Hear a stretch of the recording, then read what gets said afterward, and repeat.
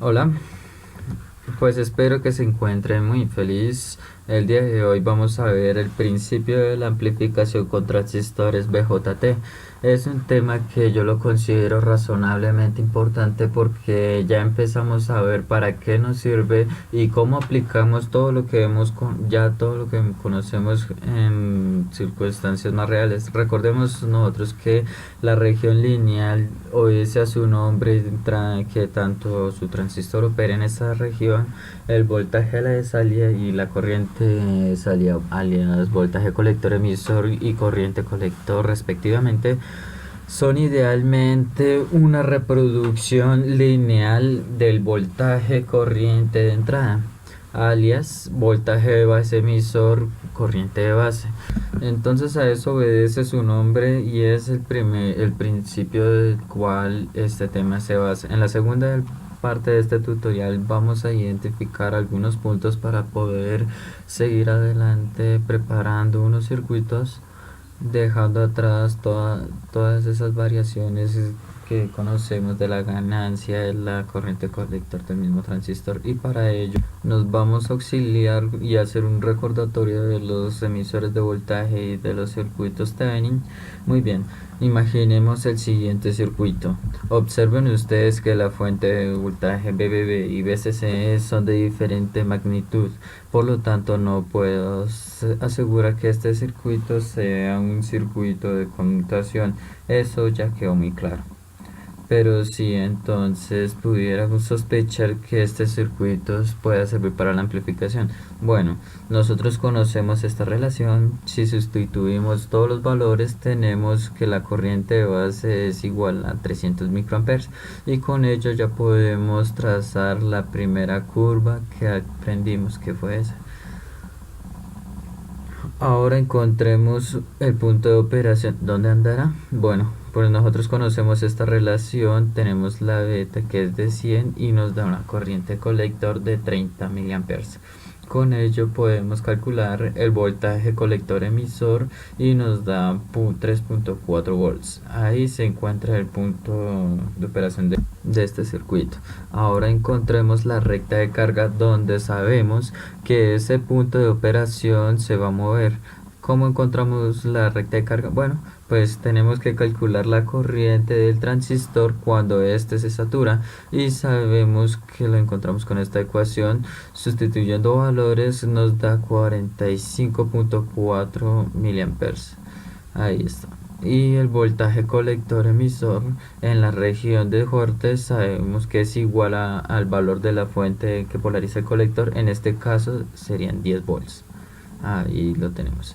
Y ahí podemos trazar la recta. Hasta ahora no hay nada nuevo. Todo esto ya lo sabíamos hacer, pero es momento de decir y anticipar que esta fuente de voltaje de corriente directa BBB nos ha sido muy útil hasta el momento para varias cosas. Primero, para polarizar el transistor, principalmente la unión base-emisor. Segundo, para generar una corriente pequeña de base que pasa a través de la resistencia RB, y con ello y todo lo que hemos mencionado con lo de la corriente directa y donde encontramos la corriente colector, que sabemos que se trata de la corriente de base que se encuentra amplificada beta veces, etcétera. La fuente BBB nos ha sido muy útil para entender gran parte de lo comprendido hasta ahora, pero lamentablemente y con tristeza debo anticipar que empieza el momento de darle las gracias y decirle adiós a esta fuente, porque observen que representa tener una fuente adicional a esta otra, a la fuente que polariza el colector, y también por otros factores que veremos en breve. Pero antes de hacerle su despedida, vamos a acercarle más de provecho. Imaginemos que suponemos un voltaje senoidal de 1 volt pico. A ese voltaje le vamos a llamar voltaje entrada. Para nosotros ese voltaje senoidal puede representar una señal, puede representar una información, no sé, podría ser una etapa anterior al circuito, podría ser una señal de audio, qué sé yo. Entonces aquí es donde empieza prácticamente lo interesante de lo que hemos visto hasta hoy. Nosotros sabemos de temas de circuitos eléctricos que las fuentes de voltaje conectadas en serie se suman de tal manera que estas dos fuentes ahora se tendrán que sumar para tener un nuevo voltaje base emisor o bien una polarización de corriente de base. Entonces, bajo ese supuesto, el valor de la fuente BBB tendríamos que sumárselo a todos los valores instantáneos de ese voltaje de entrada, ¿verdad? Tendríamos un valor de voltaje en cada instante. Por lo tanto, esto hará que la corriente de base, la IB, varíe también en cada instante, ¿verdad? Es decir, que la corriente de base es una corriente alterna y la pregunta que nos podemos hacer, ¿hasta dónde se variará esa corriente de base? Bueno, pues no vamos a calcular instante por instante cada valor instantáneo de ese voltaje para determinar IV. Vámonos a hacerlo de más práctica. Para ello vamos a abrir una pizarra. O de este lado vamos a representar el voltaje de entrada de esa fuente alterna y de este lado vamos a ver cómo se genera la corriente de un colector, y aquí en medio vamos a identificar con qué valores se queda el voltaje colector emisor. Muy bien, lo primero que vamos a hacer es ver qué ocurre es cuando esta fuente llega a un máximo valor. Eso espero que observen que el valor pico, o sea el valor más alto de esa señal, llega a 1 volt. Por lo tanto ya tenemos una nueva ecuación que si observamos pues es esta misma. Antes solamente teníamos el voltaje de la base y sabemos que es directo, pero como le estamos superponiendo una fuente de voltaje eterna en serie, pues la tenemos que sumar y aquí la tenemos, y ahora tenemos el voltaje de polarización que si sustituimos estos valores nos va a dar que la corriente de base estará por 3.7 voltios más el volt pico que estamos analizando, más alta de esta señal, digámoslo que así, y esto nos da una nueva corriente de base que es de 400 microamperes, más alta, subió. Ahí lo podemos ver y observen ustedes que el punto de operación se ha movido hacia esa nueva curva por la recta de carga. Como lo vemos más claro, pues calculando la corriente del colector, en este caso que esa corriente es de 40 miliamperes, y por otro lado el voltaje colector emisor, donde sustituyendo todos estos valores nos da 1.2 volts. Y observen, conclusión, voltaje colector emisor decrece su valor cuando la corriente de colector aumenta su valor. ¿Por qué? Porque el punto de operación se movió en estas condiciones. Ahí empezamos a ver un fragmento de la señal de salida. Muy bien, ahora veamos qué ocurre si ese voltaje de entrada llega a su valor más negativo. Es que tendríamos que analizar ahora el voltaje de esa señal, pero en su punto más bajo. Muy bien, nosotros seguimos teniendo esta misma ecuación, sabemos que tenemos que sumar el valor de esta fuente y ahora es menos 1 voltios. Con ese valor tenemos una nueva corriente de base que puedo graficar y observo que esa corriente de base disminuye. Nuevamente vemos dónde queda el punto de operación calculando la corriente colector 20 miliamperes y el voltaje colector emisor, y observemos qué sucede. Ahí quedó nuevamente el punto de operación. Entonces tenemos la siguiente conclusión: mientras que una corriente pequeña en la entrada, o sea en la base, que cambia de 100 microamperes a 100 microamperes en este caso, a su valor más alto y a su valor más bajo, se nota de inmediato que a la salida existe una corriente en el colector, ¿verdad? Esa es la salida, ¿verdad? Amplificada, que cambia de 10 miliamperes a su valor más alto y a 10 miliamperes a su valor más bajo, de forma proporcional. Y también sucede algo similar en el voltaje de entrada y en el voltaje de salida, porque en la entrada con una pequeña señal que varía 1 volt pico, a la salida tenemos esa misma señal invertida. Aquí tenemos un nuevo ingrediente observe que el voltaje colector emisor se invierte, o sea, mientras que el voltaje de entrada crece, el voltaje colector emisor decrece, pero también está amplificado a 2.2 volts pico en este caso, o 4.4 volts pico pico. Muy bien. Vamos a quedarnos solamente con este circuito, vamos a quedarnos con esta gráfica, vamos a quitar todo lo que no necesitamos y entonces podemos esquematizar este circuito de la siguiente manera: un voltaje de entrada que va de menos 1 volt a 1 volt, que hace que nuestro punto de operación se mueva generando varias corrientes de base y a su vez amplificando la corriente de colector, al mismo tiempo que el voltaje colector emisor se ve amplificado pero la señal se ve invertida. Y entonces este es el principio de cómo trabaja un circuito de amplificación. En este caso, bueno, es un circuito muy sencillo, pero este circuito nos está sirviendo para entender pues muchas cosas que habíamos comentado con anterioridad, pero hoy lo estamos reafirmando. Muy bien.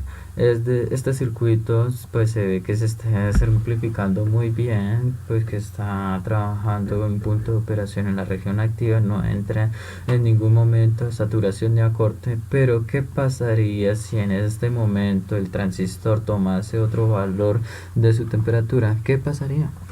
Noten ustedes que en este caso el punto de operación está muy próximo a la zona, a llegar a la zona de saturación. Está lejos de la zona de corte, sí, pero está muy próximo al llegar a la zona de saturación. Entonces, con una pequeña variación de la ganancia de la corriente directa, esto hará que el circuito ya no funcione como lo estábamos viendo ahora. Voy a congelar esta imagen. Me voy a quedar con las puras señales de entrada y de amplificación, pero suponiendo que esta beta está afectada por la temperatura, por ejemplo, entonces vamos a notar de inmediato que el punto de operación va a llegar a la zona de saturación y en ese momento que llegó a la zona de saturación, oh sorpresa, la corriente colector se corta y el voltaje colector emisor también. Entonces observe que la corriente colector se corta en la cresta de la señal y el voltaje colector emisor en el valle. Vamos a imaginar que esa pequeña señal de entrada era información de voz, por ejemplo, pero venía muy débil, pero nosotros teníamos la necesidad de amplificarla para después escucharla con nitidez y estudiar toda esa información que traía esa señal. Pues lo estábamos haciendo excelentemente bien hasta que la temperatura cambió y nos cambió nuestra beta y cambió nuestra señal y nos ve que la información hace falta y ya no es tan útil. Y por otro lado, lo mismo pudo haber sucedido si el punto de operación había viajado hasta la región de corte, entonces en esa región había cortado la cresta de la corriente colector y del valle colector emisor. Muy bien, no obstante eso, nosotros podemos esquematizar a este circuito pues ya como un amplificador con un voltaje de entrada que varía de pico a pica, varía 2 volts. Este circuito amplificador nos va a entregar una salida amplificada que va a variar 2.2 volts o 4.4 volts pico a pico, pero vean que está invertida. Entonces este circuito ya tendría un nombre, pues sería un circuito amplificador inversor. Pero este circuito sabemos que tenemos una grandísima ventaja, que en una pequeña variación de temperatura nos puede ocasionar esto. Entonces, ¿esto cómo solucionarlo? Pues para ello vamos a hacer un análisis preciso de la polarización mediante el divisor de tensión. Y eso lo vamos a explicar en el próximo video tutorial. Así que si tú tienes muy fresco los teoremas de Thevenin, pues te recomiendo que parar el video y ver el siguiente video. De lo contrario, te recomiendo que mejor oportunidad que recordarlos juntos. Y la regla del divisor de tensión nos recordaba lo siguiente: nosotros teníamos un circuito en serie donde sabemos que circula una corriente y en base a esa corriente se van polarizando esta resistencia para saber cómo es la polaridad de la caída de tensión en cada una de ellas. Muy bien, nosotros podemos tener el circuito así o conectar una tierra o conectado a dos tierras. Sabemos que la corriente va a buscar su camino adecuado y el circuito va a seguir funcionando de la misma manera. La regla del divisor de voltaje, recuerden que nos permite determinar el voltaje en cualquier resistencia en serie en un solo paso sin calcular primero la corriente. Esa es la ventaja, que nos va a eliminar el paso de la corriente.